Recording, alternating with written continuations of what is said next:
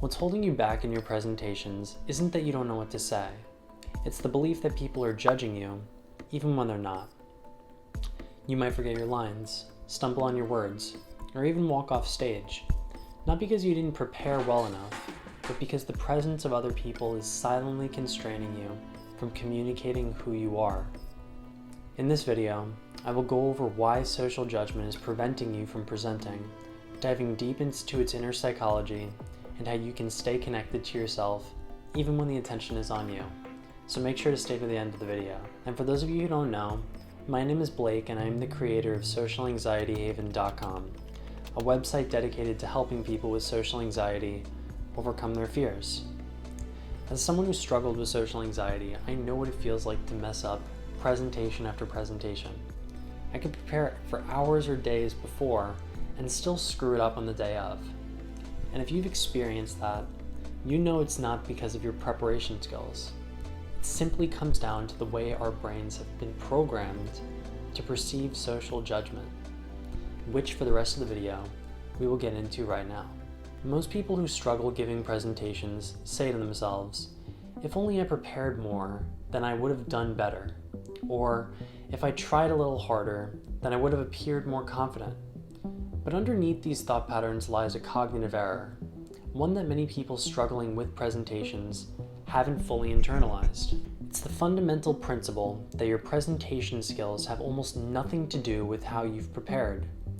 Rather, and I would argue this is the case for most people, is that it comes down to your perception about how other people perceive you when you are on stage. In other words, you're worried about the way other people are looking at you and judging your performance. This is totally okay.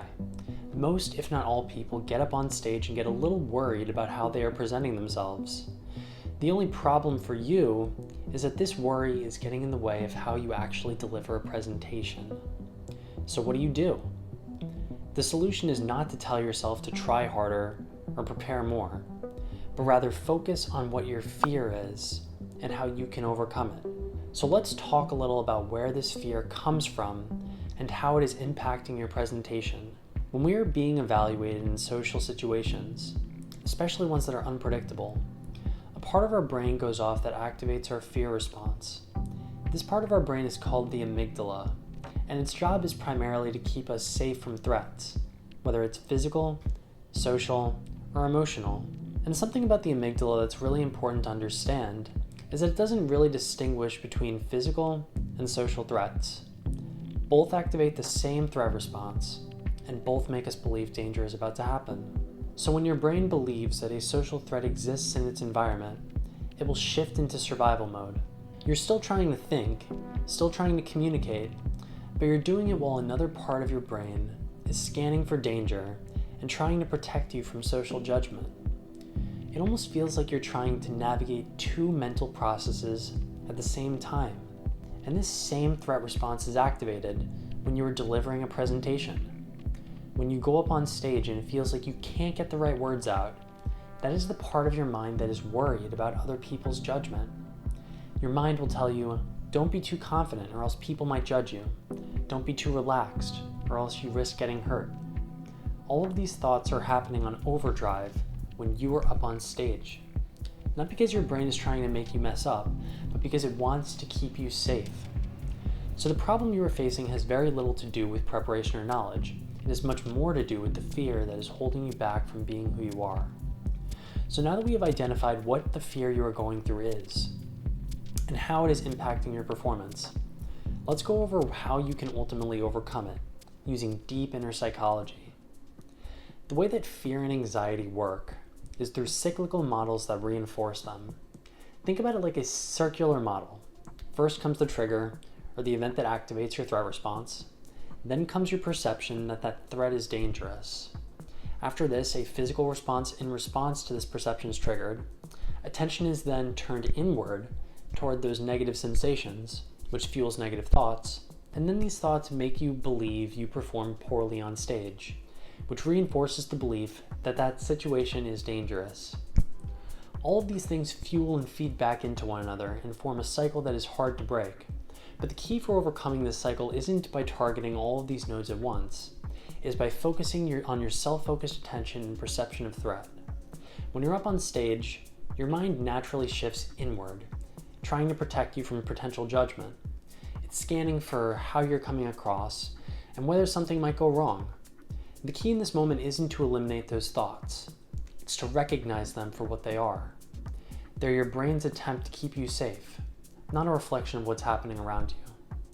Just because your mind is telling you that people are judging you doesn't mean that that's what's truly happening. But when you treat those thoughts as facts, you start to react to them as if the threat is real. And that's what pulls you back further into the anxiety.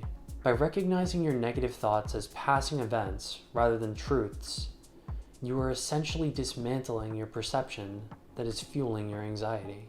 But this is only the first step. The next part of overcoming presentation anxiety is challenging your tendency to focus inward on yourself.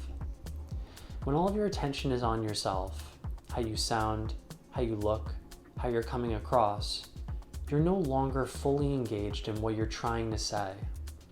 Your attention is split, and that's what disrupts your ability to communicate clearly. So the goal isn't to eliminate your self-awareness completely. That's not realistic.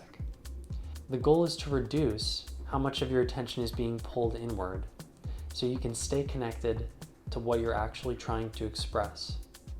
And one of the ways to start doing this is by shifting your attention outward, not in a focused way, but by placing more attention on your message, on the ideas you're trying to communicate, and on the people you're speaking to, rather than how you're being perceived. Because the less you're caught up in monitoring yourself, the easier it becomes to access what you already know and express it naturally.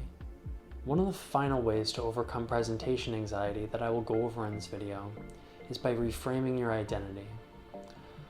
A lot of times, it's not just that presentations feel difficult in the moment. It's also about how you interpret those experiences afterwards. If you go into a presentation feeling anxious, and you struggle to express yourself the way you normally can, it's very easy to walk away thinking, I'm just not good at presentations, or I can't handle being the center of attention.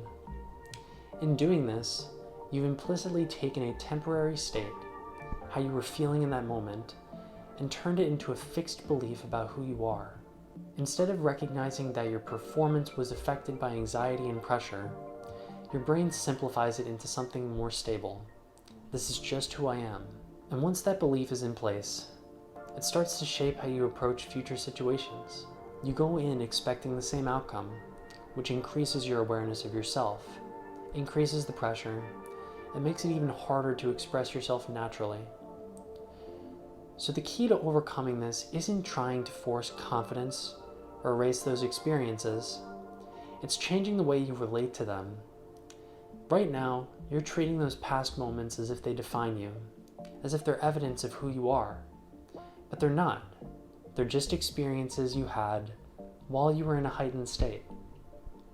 Instead of seeing yourself as the content of those experiences, you want to start seeing yourself as the context in which they happen. You're not the anxious thoughts, the hesitation, or the moments where you struggled. You're the person noticing them, moving through them, and capable of responding differently in the present moment. And when you stop treating those past experiences as fixed truths about yourself, they start to lose their influence. You go into situations with less pressure to protect your identity, and that makes it easier to stay present and actually express what you know. So let's bring this all together. The reason presentations feel so hard isn't because you're bad at them, it's because your brain has learned to treat the spotlight as a threat. And when that happens, a part of you goes into protection mode, pulling your attention inward right at the moment you need it most. But now you know what's actually happening underneath the surface. The amygdala doesn't care that you're giving a presentation. It just knows that people are watching, and it wants to keep you safe. The thoughts telling you that everyone is judging you aren't facts. They're your brain doing its job, not yours.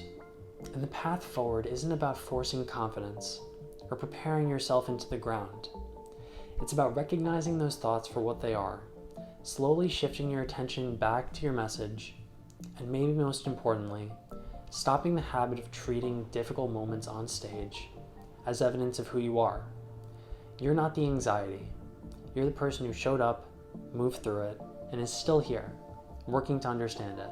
And if this video resonated with you, you'll probably want to check out my latest video titled Why Social Anxiety Lasts So Long, where I go deeper into why social anxiety tends to stick around so much longer than it should, and what's really keeping the cycle going. Thanks for watching, everyone, and I'll see you guys next time.